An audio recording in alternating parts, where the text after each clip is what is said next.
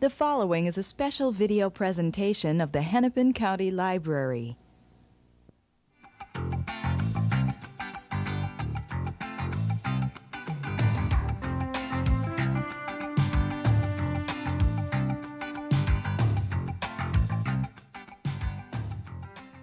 Hi, welcome to a discussion with Ridley Pearson. I'm Eileen Cavanagh from the Hennepin County Library Program Office, and my guest today is the author of Angel Maker, a novel of suspense. Welcome, Ridley. Thanks for having me. Ridley Pearson is the author of 6 previous novels, including Undercurrents. He plays in a literary rock and roll band called the Rock Bottom Remainders, with Amy Tan, Stephen King, Dave Barry, and others. Nice company. Yes. Ridley Pearson was the first American to be awarded the Fulbright Raymond Chandler Oxford Fellowship in Detective and Spy Fiction. Well, just to start out so that we all know the same thing here, tell us as much as you want to tell us about the plot of Angel Maker. The Angel Maker was precipitated by a story told to me when I was on the Fulbright in England. And I think a lot of people have heard these stories, at least I've encountered many who have now. The story was that a young man in his mid to late 30s awakened in Central Park, having no idea what he was doing there, jogging shoes going by his face. He tried to regain what sense of composure he had and get to his feet. He was helped to his feet by some of these joggers, had an extreme pain in his side, lifted his shirt and found a fresh bandage on himself and under it a fresh incision. Panicked over what had happened to him, he was whisked off to a hospital where after several tests they told him he was missing a kidney and he had not voluntarily given that kidney. The police investigated, and the best they could determine was that he had been at a gymnasium, a workout gym, the night before, where he had been approached by a very attractive young woman and had left with that woman. And that was the last anyone knew. When I heard that story, I thought, if this is true, it's almost unbelievable, and if it's fiction, I've got to write a book about it. And I wanted to start to do research into that because I try to put a lot of research into my book so that it's entertaining and informative. The upshot is that The Angel Maker is a police procedural that involves the police attempt to catch up with a person who is contracting illegally with runaway children to buy a kidney from them. As strange as it seems, it is happening. And indeed, there was a case in Argentina, was there not, with the homeless youth? I think we've all heard stories for years about the number of street children, especially teens, in Rio and some other Brazilian cities, where up to 200-300 children a year are dying on the streets. About 12 months ago, a medical examiner there came forward and said that up to half of those killings were done surgically, not savagely, with the implication being that the children were being used as, quote, living organ banks, where they were being abducted, sequestered off to a place, and at the right moment their organs were being taken and the children killed and then dumped back out on the street. The State Department, the U.S. State Department, said this wasn't the case, that there was no evidence of any of this happening, don't believe a word of it. And then, to no one's real surprise, the police in Argentina discovered an 11-year-old boy, alive, conscious, who had been dumped on the street. He had a fresh incision on him, just as in this urban myth I heard told. He was missing a kidney, and he had $400 cash in his pocket. Pretty good documentation. Yeah, and at that point people realized this is going on.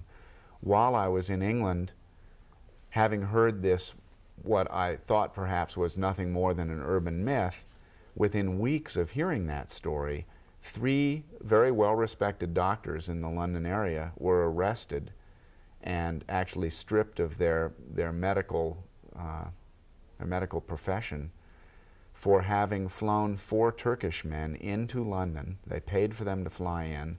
They paid them $4,000 each for their spare kidney, and they flew them back out to Turkey. One of these 4 men turned them in because he felt he was going to get $6,000 and that he'd been gypped. The doctors were essentially busted, arrested, and they went on trial while I was there, and they were acquitted because the jury said there's no law against this. The Parliament just went up in arms when they realized there were no laws against this. While they were in the process of enacting some laws, a West German baron came into the London area, purchased mailing lists from banks of bankrupt individuals, and actually had the nerve to do a mass mailing to bankrupt individuals saying, did you realize that in your body is $15,000 to $40,000 that you can part with, and if you'll come down and sign some forms, I can arrange this for you. Without ever knowing what this might mean to their health. Yes, but you know, ostensibly you don't need the extra kidney. And that's what his point was, and he was willing to act as a broker. The result was the Parliament passed laws very quickly, and he was shut down. But it indicated that even beyond the Third World, where this is rampant, even in so-called civilized countries or Western countries, it's also happening, and no doubt could be happening in the United States. And indeed in Egypt, I think I read that it's legal to sell your kidney for from $10,000 to $15,000 at a transplantation center. Yes, that's right. And the interesting thing about Egypt's situation is that the peasants are so eager for this money, and the Europeans are so in need of the kidneys, and the wealthier Egyptians are so in need of the kidneys, that a brokerage house has developed at one of the cafes in Cairo, and it's a known brokerage for organs. You can go there and sit down, and with an hour of having some coffee, negotiate to purchase the organ that you don't have that's keeping you on dialysis. The reason it's so rampant, they say, in the Third World countries, which the ones where they know these black markets are occurring are Brazil, Argentina, Egypt, India, the Philippines, Pakistan, is because these countries have little or no dialysis treatment. That leaves people with any kind of kidney failure dead within hours. And of course people are much more willing to part with $15,000 than their life. And when you're in a third world situation where there's so much poverty and despair, when people hear that they can make 3 years of wages by parting with an organ they don't need, they're happy, many are happy, to jump up on an operating table and get this over with and get some food in their children's mouths. So, I mean, it's a real tough situation internationally. Sounds like enormous ethical questions around this whole, whether illegal or legal, around the whole process. What's the legal process for obtaining an organ transplant in the United States? There's a terrific system in place in the United States called UNOS, which Congress has charged with the job of monitoring harvested or procured organs and the transplantation of those organs. It's called the United Network of Organ Sharing, and it operates out of Virginia. They're a nonprofit group, and they do a super job of keeping track of, let's say there's a person in Utah who dies in a motorcycle accident and both his kidneys are taken as possibly transplantable organs. They're given individual numbers. They're put in special containers which have barcodes with that same number on them, and they're shipped off to organ donating centers and then moved on to people who need them, who also receive that number on their operating forms. So the upshot is that as long as you're within, in this country especially, there's no clear evidence of black markets in the U.S., although they could be there. But when you're within the normal day-to-day hospital system here, you're completely safe. And clearly the organs you're receiving are not black market organs because of the fine job UNOS does. Which is not to say that if somebody had enough money and there were enough greedy doctors out there, away and out of the system, this same thing couldn't be taking place. It's very possible it could be. Is this currently the only legal way to procure an organ in the United States? You can, to my knowledge, the way the system works is cadaver organs, and there is live transplant, live harvesting allowed, but only interfamily. So if your sister is in need of your bone marrow, you may provide that bone marrow, or any other kind of organ that's obviously not going to harm you. But there is no financial incentive allowed. And there's a great worldwide debate about the effect that financial incentives would create. I mean, would they help the situation, which many believe, including UNOS, feels they may help by providing $3,000 or $5,000 for a donated organ posthumously, once it's in a cadaver situation. The problem being, in this country, not only do you have to fill out a card to indicate you are a donor, but whoever is going to remove that organ from you also needs to notify your next of kin and get their permission. It's a two-pronged system, which means it eats up hours. And in those hours, the organs often go bad and are no longer of any use to anyone. And in that way, it's a destructive system, because immediately after someone's untimely death, a family has a very difficult time facing the possibility of surgery taking place, which is too bad, because that can give life. But it's the way we are, and it would be a more effective system if once you marked this document and signed your name to it, or you were marked on your driver's license, if that was taken at your word and your will, and the doctors could move right in on your death and make something of your body. I mean, one person's body can save 3 or 4 lives and add to someone's sight, and we're wasting these organs. In the novel, they were not wasted. No. In quite a different way. Before we go a little more directly to the novel, though, are there dangers in receiving transplanted organs? For instance, is there concern about AIDS now being No, there transplanted? isn't. The screening is fantastic. In order to receive an organ, you must be the same blood type, and several of the tissue types need to match. That's just, I mean, they don't need to, but in order to not be rejected at a higher rate. So an awful lot of testing is done, including HIV and hepatitis A, B, and they're very, again, UNOS does a terrific job of keeping the system clean. There was trouble in the mid-'80s. Some people have now contracted AIDS, but that's long since passed now that we have the good tests.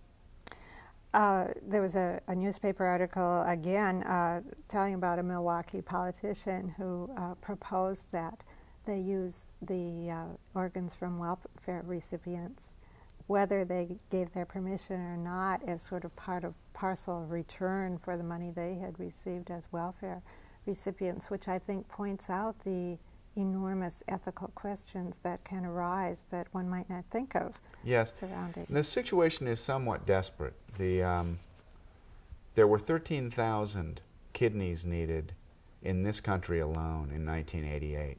That number rose to 30,000 in 1992. The supply stayed the same, right around 9,000 kidneys a year. So now we face 21,000 people being added to the list each year. And that makes the list longer and longer and longer. And the longer the lists and the more time people have to stay on dialysis, the greater the chance that they'll seek some other way to solve this problem. If the system can't provide it, they'll go outside the system. And that's what happens in The Angel Maker, is a sort of strange veterinarian who was trained as a physician, as a surgeon, has decided that he can help societies in the third world and make some money on the side and get street children, get some cash in their pocket, all through this system. And he doesn't try to go within the UNOS system. He ships these things overseas now that there are air express systems that can move things so quickly. A kidney properly preserved can last up to 60 hours. And it could be in Argentina, in theory, in 8 or 9 hours, and they'd still have over a day and a half to match it and get it into someone. Actually, Elton Tegg, I believe, who is the veterinarian in the novel, raises an interesting ethical question, too, because on one level you see that he thinks that he's doing something for society, and it kind of parallels.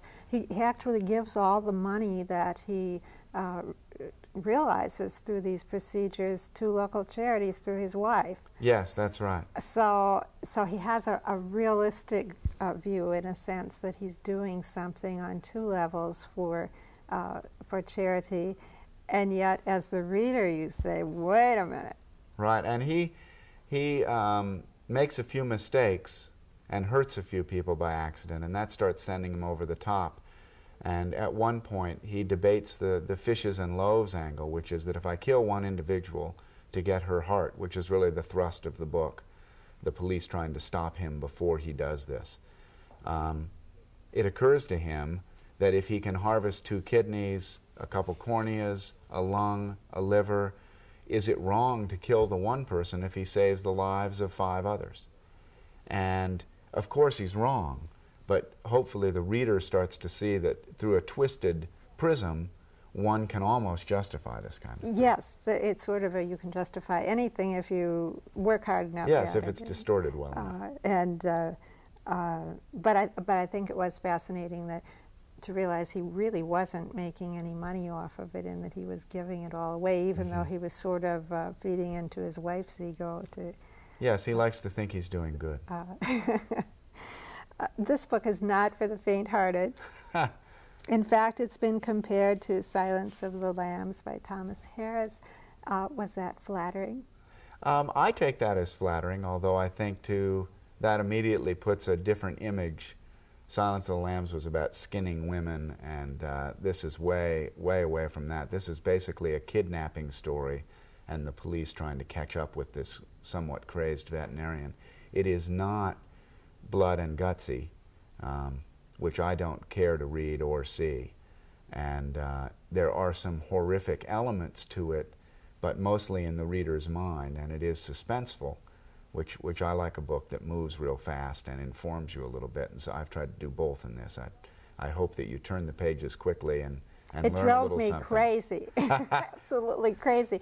And one of the things that was crazy-making for me, and I should say crazy-making in the suspenseful kind of way, was the interspersing of chapters. You did a chapter on Elton Teg from what was going on with him, and then just as you were dying to turn the page and find out what's going to happen next, you would switch to Daphne or yes, it's a multiple point of view book, so that you get to see everybody's side of it. Which is very effective and powerful, I think, as a suspense builder. I wondered in the process of writing the story whether you wrote each story separately and meshed them in? Or I wrote it chronologically. You wrote it chronologically. Yes, that's asked from time to time. So did you know where you were going? It would seem, looking at it from the writer's point of view, I thought, gosh, that's hard if you're going from one chapter to the other. How do you keep from losing the thread of, say, Elton Teg? I do very complex outlines, and that often stretch 60 to 70 pages, and I do 4 to 5 drafts of them. So I've written 300 or 400 pages by the time I start the book. And I actually track the story by putting the individual chapters on a 3x5 card and taping them up on a wall. And that enables me to know where the story is going and whose voice it is and where we are at any point, so that when the reader's in the book, they don't have to think about any of that, and they're led through a maze of what I hope is sort of heart-beating suspense. So, and it is for sure, I can guarantee that. So you almost use a storyboard technique as yes, I got it from writing as a screenplays. video producer. Yes, right? exactly. I storyboard the whole book, and as I edit, I do many drafts of these books because of the research I do. At each step I do deeper and deeper research, and then put that into the book. And my editor in New York will suggest, this chapter isn't quite working and this character needs a little strengthening. I don't quite believe this. And so I'm pulling and cutting and pasting chapters all the time and rewriting. And the storyboard look allows me to take chapters literally right off the wall, then look at what was in that chapter and realize if we lose chapter 13, I still need to keep this character motivation and development, and I still need this plot element somewhere else in the book in order for us to understand when we get to chapter 16 how we got there. So it gives it's certainly me important for you not to lose a character. Yes, you don't want to lose a thread. Along the way, and that happens in books. There are some books where you have read they books lose the where you thread. thought, what happened to that person we never heard from? Exactly. That person vanished. And that's, I think, often not the author's, probably the author's fault as much as an editorial process that somehow you get so friendly and so familiar with your own work, as does the editor from having read this 3, 4, 5, 6, 7, 8 times, that you think it's still in there. And you neglect to see that it is not, in fact, in there any longer. And I work very hard to prevent that because I don't like those kind of books. I think of Angel Maker as both a medical thriller and a police procedural, yes, with some psychological overtones. So it seems like you departed a bit from the genre. Were your publishers originally okay with that? Yes, I mean, by so genre... It isn't pure police procedural. No, these are really thrillers. I call them crime thrillers. The difference being that in a mystery, it's usually single point of view, one person's view. It's often written first person, and you plow through who done it or how done it. In a thriller, it's multiple point of view. You see it, as in a movie, you see it through many people's eyes. And you often know who done it very early on, but you don't know who's going to prevail. You don't know whether this person is going to get away with further crimes or whether the police are going to stop them. And The Angel Maker really fits into the crime thriller genre, if there is such a genre. And therefore, it's a much freer genre for the author, because it can be a medical thriller, it can be a high-tech thriller, it can be a terrorism thriller, as long as it holds the reader in the book and informs them. I was always held in suspense and unsure till the very last of what was going to happen to Sharon, the young woman who is kidnapped and is a friend of Daphne, who is the psychologist in the story. And without giving away the ending, I'll say that it wasn't neat and tied up. It wasn't the way I thought it would be. It was an interesting resolution, right, to the story without maintaining some realism to it. I think the realism is important, and I think it's fun when a story... I have trouble with stories, if somebody's knocked down, they jump back up. And likewise, if everything's perfect in the end, I mean, when was the last time any of our lives were perfect, even in the moment? And which is not to say that the books end on downers, because I like to end, and happy. But when you mix this up and keep it as realistic as possible, that people end, but they still carry their problems, some of their problems forward, I think it keeps it more human and more real to life. And in fact, in working on The Angel Maker, I interviewed people not only for their expertise, but for their life stories. And I talked to police and FBI, medical examiners, psychiatrists, surgeons. And first I got the technical details of how do you do this and how do you do that, and would you do this, and would you approach an investigation this way? And they'll say, we don't like to do that very much, and we don't tap public phones because we can't do that legally. And they help troubleshoot the technical aspects. But then we get into what got you interested in law enforcement. When did you meet your wife? How many kids do you have? And how do you feel about being a father and working so many hours every day? And you can roll that all into your characters, and the characters, I think, breathe a little more because they're coming out of real characters. They're coming out of real people. And that's certainly true of Lou Bolt, the detective in the story. Daphne, who is the psychologist, helps out with psychological profiles. And I thought, in view of our discussing this in April '93, days after the Waco, Texas incident, I wanted to ask how accurate these psychological profiles are. Well, clearly they missed something in the Waco. I mean, they didn't expect suicide, which surprised me when I heard some authorities say that. I frankly question that, but that remains to be seen. The psychological profiles are certainly not an art. They are a science.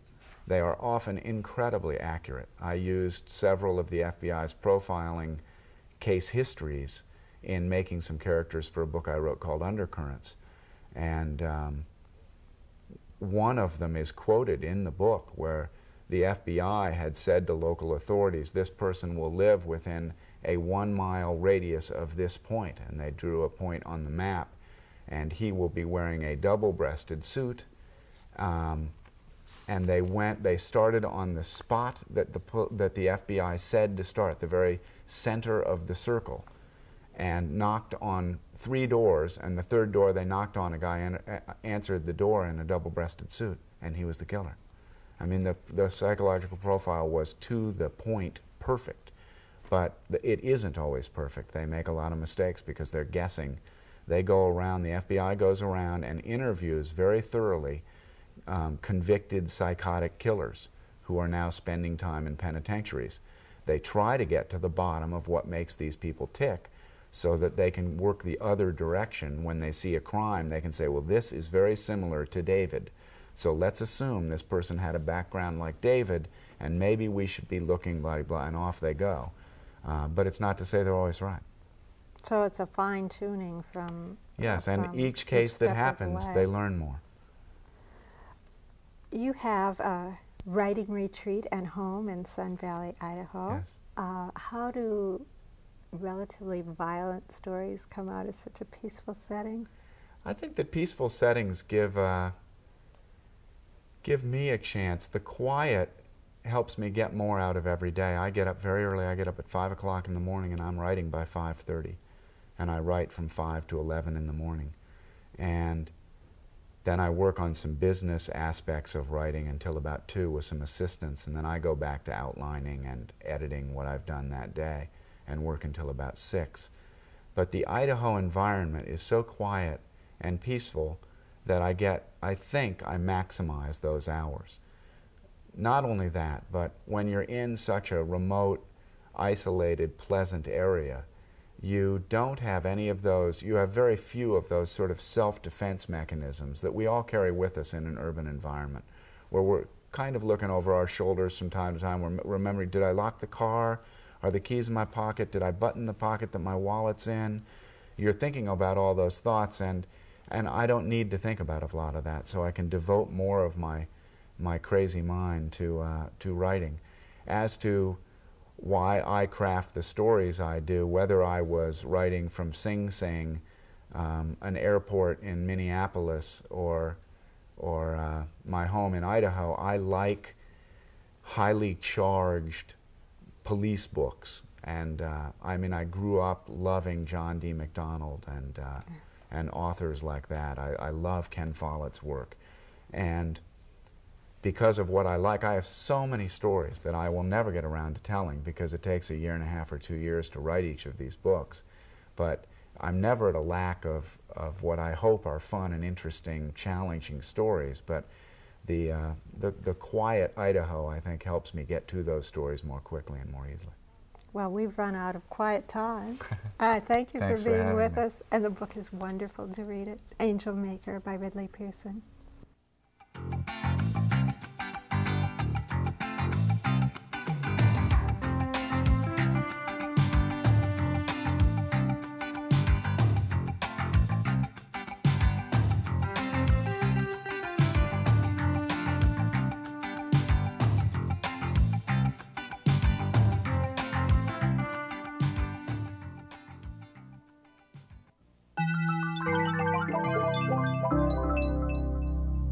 Presentation of the Hennepin County Library.